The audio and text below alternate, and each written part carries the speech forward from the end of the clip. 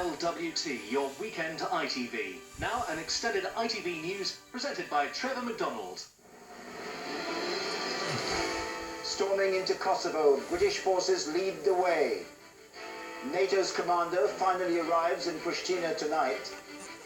And new tensions as the Russians are there too.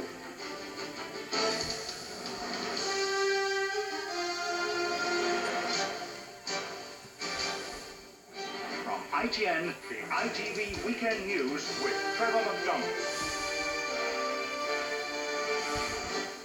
Good evening. The NATO Commander General Mike Jackson finally flew into the Kosovan capital, Pristina, tonight at the end of an extraordinary day of troop movements across the province. Operation Joint Guardian began at dawn, the biggest of its kind in Europe since the Second World War. British troops led the mission. The Gurkhas were first across the border, and they were followed by British paratroopers marching into Pristina airport.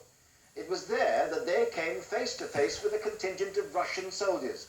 The Russians had caught NATO off guard last night when they unexpectedly streamed into the city before any NATO troops arrived. ITN's James Mates is in Kosovo. The orders were we go in at dawn. The Paras and Gurkhas of the 5th Armoured Brigade were ready. It was the roar of the first helicopters overhead that told them the signal had come. The British were going in. Chinooks swinging Land Rovers and bundles of ammunition from their bellies. Puma helicopters carrying the elite troops who were to secure the first bridgeheads. All were aware there were dangers below, some firing decoy flares as a precaution. And with them, riding shotgun, American Apache helicopters, now entering potentially hostile territory for the first time in this war. As the helicopters passed over, the troops began their move. A gentlemanly invasion, this, watched politely by bemused frontier police. These troops were moving 24 hours later than planned. The Russians had robbed them of the honour of being the first foreign troops in, but NATO's peaceful occupation of the province had begun. Walking alongside the vehicles, Gurkhas and sappers were detailed to search for mines or booby traps. The capital, Pristina, lay just 40 miles away, but every mile, every culvert, every bridge had to be secured for the heavy armour to roll through. And when it came, it became clear this was to be a force so powerful that once in place, no one is going to challenge NATO's grip on this province. Challenger tanks, warriors, scimitar armoured cars, an array of British firepower not mobilised in Europe since World War II. Away from the roar of tank engines, the land they crossed was eerily quiet. Mile upon mile of southernmost Kosovo emptied of its people, the livestock slaughtered, crops unplanted, and in village after village, houses looted and then gutted by fire. As laid out in NATO's plans, by day's end the tanks were approaching the outskirts of the capital, Pristina. As dusk fell and amid a torrential thunderstorm, NATO's cavalry, in the form of the Challenger tanks of the King's Royal Hussars, was heading into the city. This is where NATO and its commander, General Sir Mike Jackson, will establish its headquarters. The symbolism is unmistakable. The NATO powers now run Kosovo. James Mates, ITN, with the British Army in Pristina. And in the last few minutes, we've received the first pictures of General Jackson's arrival in the Kosovan capital. He flew by army helicopter from the British base in northern Macedonia and touched down in Pristina a short time ago. Then, in heavy rain, he made a brief statement. We will be robust and we will be even-handed. Violence or non-compliance will not be tolerated from whichever quarter it may come. The military technical agreement which I signed only a few nights ago regulates K4's relations with the Yugoslav forces.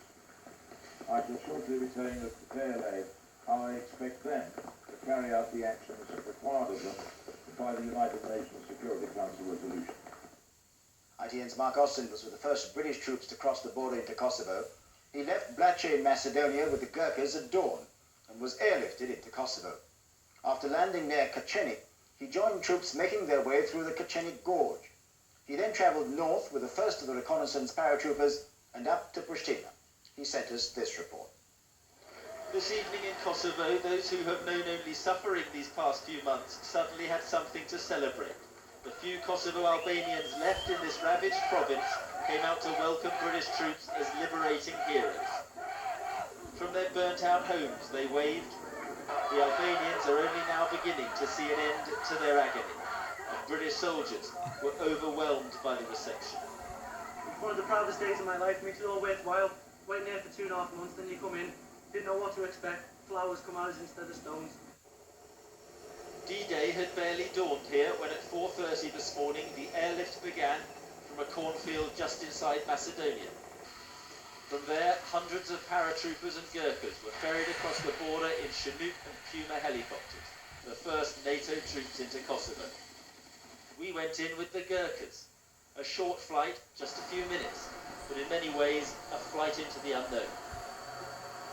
It was a tense operation, our Puma landing on the main road to Pristina, and the Gurkhas immediately took up positions at the roadside.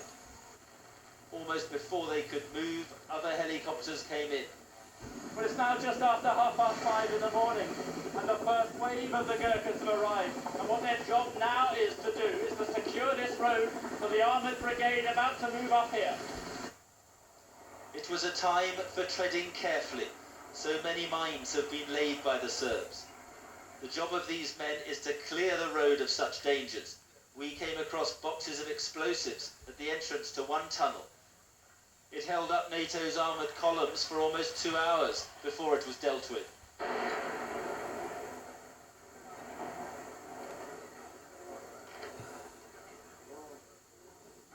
Moments later, gun and mortar fire sounded in the surrounding hills, and snipers were called up, though not used. And then we witnessed an extraordinary confrontation between the Gurkhas and a convoy of Serb policemen in civilian cars. They were stopped and told to hand over their weapons. The police chief refused. He's got 2 minutes to hand over his weapons, and then we will use force to take the weapons. Imate 2 minuta da podložite oružje, suprotno mi ćemo da oduzmemo. Okay. No problem. With the guns of the Gurkhas pointing at him, he decided to change his mind. The British officer was enforcing the robust rules of engagement handed down by NATO commanders. The Serb policemen were all forced to hand over their weapons. AK-47s were lining the road. They are the weapons with which the Yugoslav police have terrorised the Kosovo Albanians here. Handing them over is a symbol of their humiliation. Along the road, we met the commander of the 5th Airborne Brigade, who said he expected such difficulties. I mean, I'm not fazed by this at all. I mean, this is bound to happen. This afternoon, the Gurkhas were facing the arrival of the armoured brigade, and what remains of the Serb army here could only watch as Kosovo came under NATO control. Mark Austin, ITN, Pristina, Kosovo. And ITN's James Mates is just outside Pristina now. James, are the military activities over for the night? Well, very nearly, Trevor, but not quite. We are here in a holding centre for armoured vehicles where they are laying up for the night. If you're having trouble hearing me, it's because of the roar of those tank engines. But for the most part, yes, General Sir Mike Jackson has achieved what he wanted to achieve at the end of day one. He has moved close to 10,000 men and hundreds of armoured vehicles up here, and most important of all, he has got his tanks